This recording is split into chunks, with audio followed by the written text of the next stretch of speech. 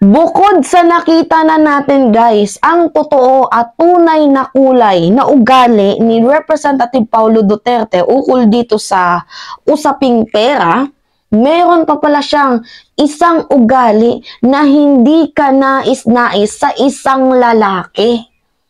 Diba? Ano yung ugali na yon? Yung pagiging marites. Paano mo naman nasabi, Mima? Ito yung balita.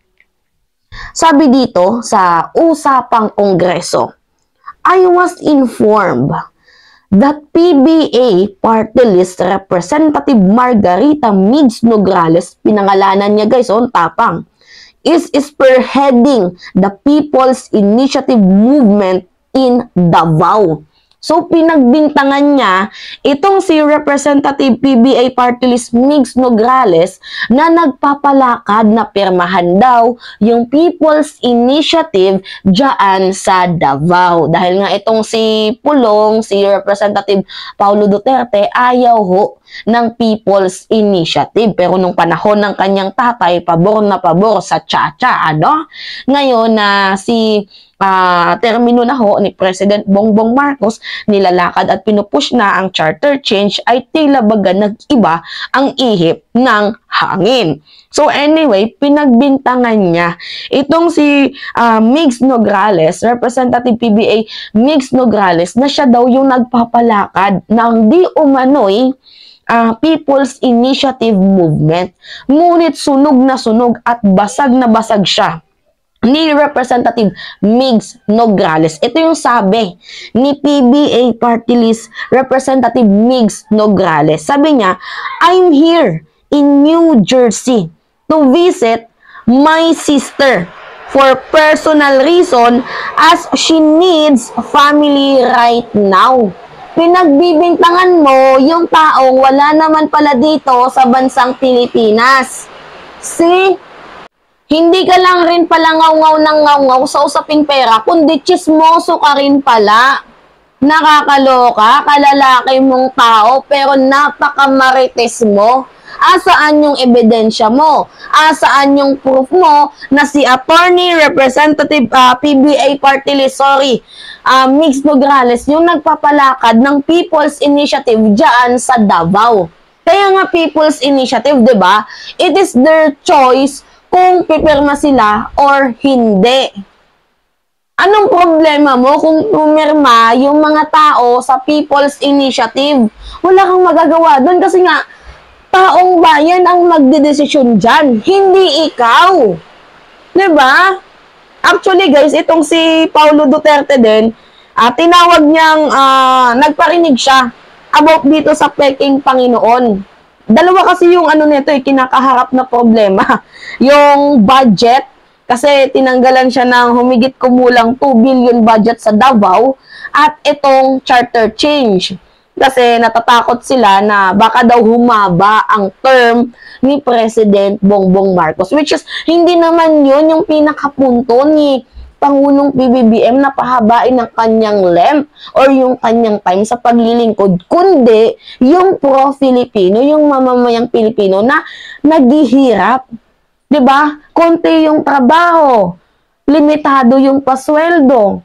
So, kailangan kumilos. Last card na lang natin tong ano na to, tong Chacha na to, tapos pinagbabawalan nyo pa. 'Di ba? Nakakaloka. Anyway, ito yung issue niya last week sa mga hindi nakakaalam. Bukod sa tinawag niyang, hindi niya naman tinawag si Pangulong PBBM, pero I'm pretty sure na si Pangulong Bongbong Marcos, yung kanyang tinutukoy dito. Sabi niya, I also heard from the reliable sources that even the senators are explicitly requested to refrain from putting projects in my district. Hindi ako luluhod sa inyo para mabigyan ng proyekto, lalo na at may 30% pang kinukuha ang isang peking Panginoon. Hulaan nyo guys kung sino yung tinutukoy niyang peking Panginoon.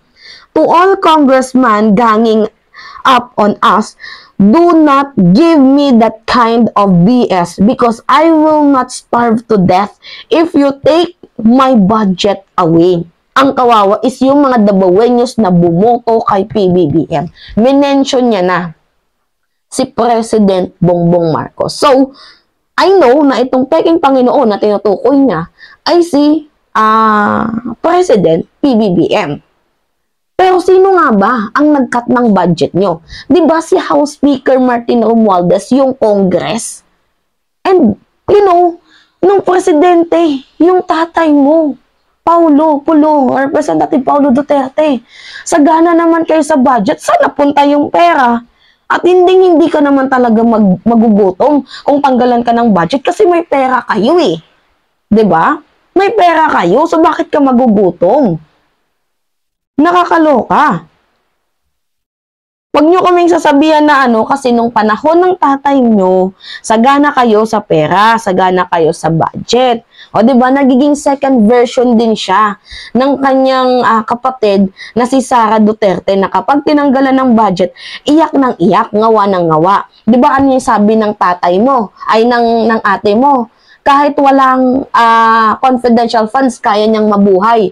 Pero nung tinanggal yung confidential funds sa kanya, abay ngawa na ngawa, nagsumbong pa sa kanyang tatay. Ikaw, di ba kakasabi mo na I will not starve from, basahin nga natin ulit tong statement niya.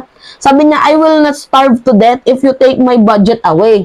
O hindi ka naman pala magugutom, hindi ka naman pala mamamatay kung tatanggalan ka ng budget. Eh bakit putak ng putak ka? Bakit ngawa ka ng ngawa about dito sa usapang budget? Hindi ka naman pala magugutom. 'Di ba? Hindi ka naman pala mamamatay kung tatanggalan ka ng budget. Eh bakit ngawa ka ng ngawa? Bakit boses ka ng boses? See? Tapos ngayon, dalawa kasi nga 'di ba, tinutukoy yung problema ni Pulong, which is yung charter change at itong budget niya. So, ibinuntong niya yung galit niya dito kay Mix Nograles. Na si Mix daw yung nagpapalakad ng People's Initiative Movement. Eh ngayon, sinunog siya ni Mix Nograles. Ano yung sabi ni Representative Mix? I am here in New Jersey to visit my sister for personal reason as she need family right now.